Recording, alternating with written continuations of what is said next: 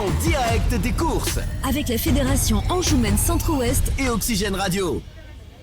Retour ici sur le plateau d'Oxygène Radio sur l'hippodrome de Véry avec nos invités. Alors tout d'abord, Anthony, quels sont les résultats de cette dernière course ? La première course a été remportée par Kendor de Monza qui s'impose donc devant le numéro 2, All the Earth, troisième le numéro 4, Imagination, quatrième le numéro 8, cinquième Las, sixième le numéro 10, Cassiope Brennus et septième le numéro 3, Follow to Follow. Voilà l'arrivée donc de cette première course.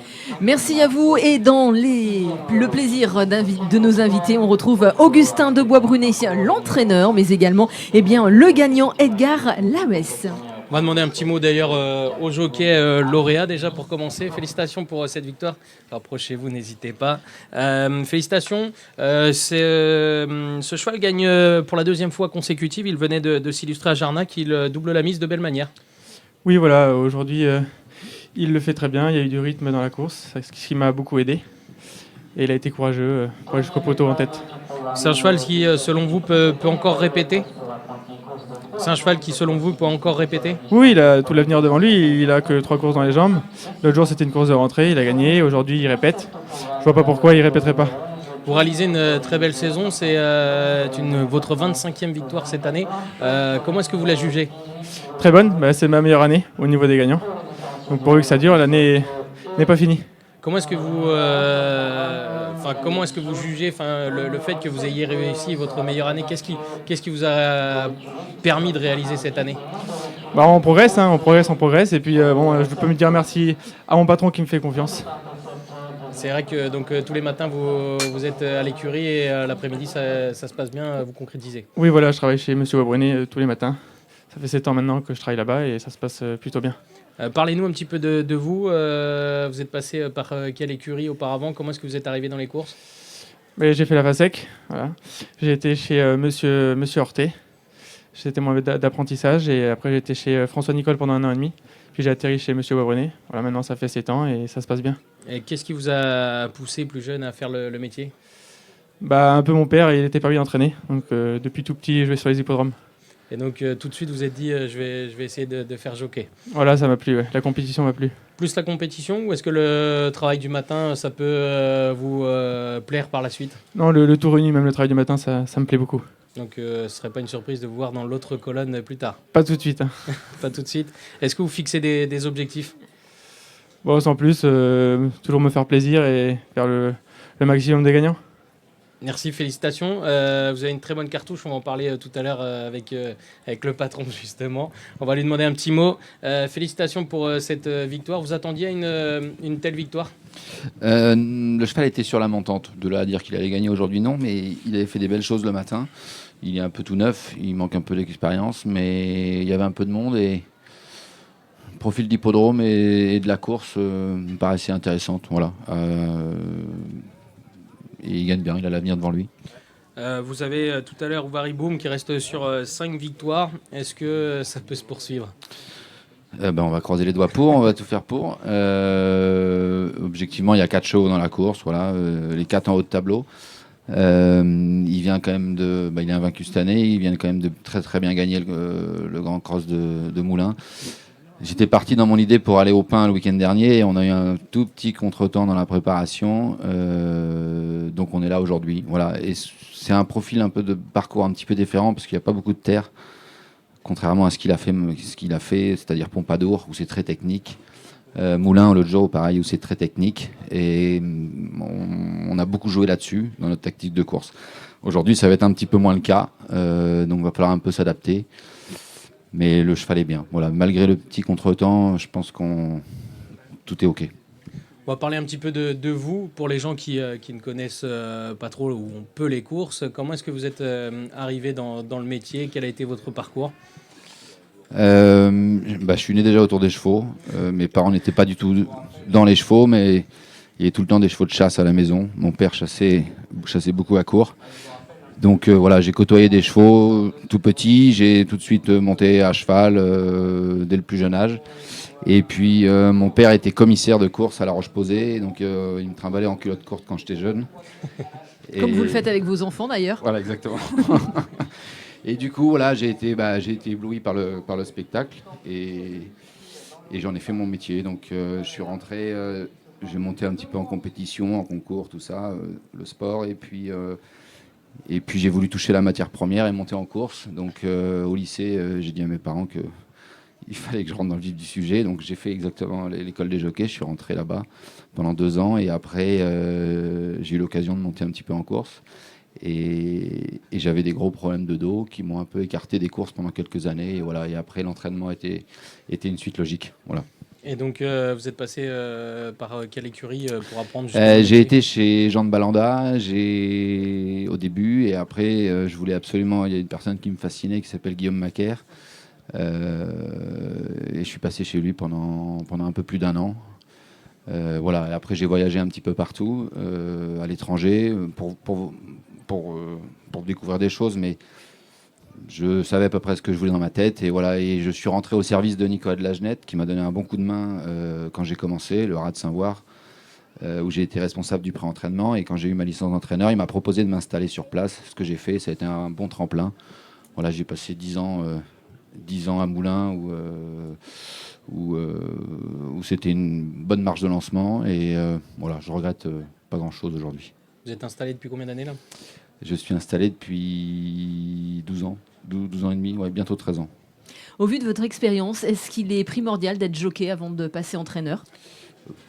J'en sais rien. En tout cas, moi, ça m'a servi. Notre métier a beaucoup changé, hein. Aujourd'hui, avant, on nous demandait juste de savoir entraîner un cheval. Maintenant, il faut être commercial. Voilà, moi, c'est ce qui me fait un peu pécher aujourd'hui parce que je le suis pas assez. Enfin, en tout cas, je suis nul. Voilà, mais on peut pas juste passer notre temps dans nos cuisines à entraîner nos chevaux. Il faut savoir aller à droite, à gauche, se montrer et rencontrer des gens, des propriétaires, parce que c'est eux qui vous amènent les chevaux. Avant, vous amenez beaucoup les chevaux au résultat. Moi, c'est comme ça que j'ai fonctionné. Au tout début, quand je me suis installé, je me suis dit il faut que mes chevaux sortent du box et qu'ils soient tout de suite compétitifs. En tout cas, s'ils sont pas capables de gagner, il faut qu'ils soient à leur place. Et c'est comme ça que ça m'a amené beaucoup de clients. Ces dernières années ont un petit peu notre métier a un petit peu changé. Voilà, on nous demande d'être un petit peu partout, et c'est pour ça qu'il faut avoir l'équipe en place derrière qui travaille les chevaux le matin. Il faut qu'elle soit encore meilleure que dans le temps. Voilà. Et les points primordiaux que vous allez cibler pour les prochaines années ? La communication. Peut-être la communication, mais notre métier est en train de changer. On a une économie qui est très compliquée. L'actualité, c'est en pleine actualité en ce moment avec la taxation des jeux hippiques. Notre économie est beaucoup plus réduite. Tout est beaucoup plus compliqué. Il y a besoin d'une grosse optimisation de notre travail. Il y a de moins en moins de propriétaires. Donc nous, entraîneurs, on se met à devenir propriétaires pour compenser ça. Donc nos marges de manœuvre sont un peu délicates. Donc il y a quelques années, j'avais l'objectif d'être le plus gros possible, d'avoir le plus de chevaux possible, d'avoir le plus de turnover possible, pour être le plus visible possible, parce que c'était très rentable. Même avec un cheval qui était capable de gagner à Saumur sur 3-4 hippodromes d'affilée, sur un espace de 4-5 mois, il était valable. Aujourd'hui, c'est plus le cas. Donc c'est pas forcément mes objectifs d'avoir en tout cas moins actuellement, d'avoir une très grosse écurie. Voilà, il y a on va voir comment se passent les 1 ou 2 ans qui viennent, mais il va falloir être assez stratégique, je pense.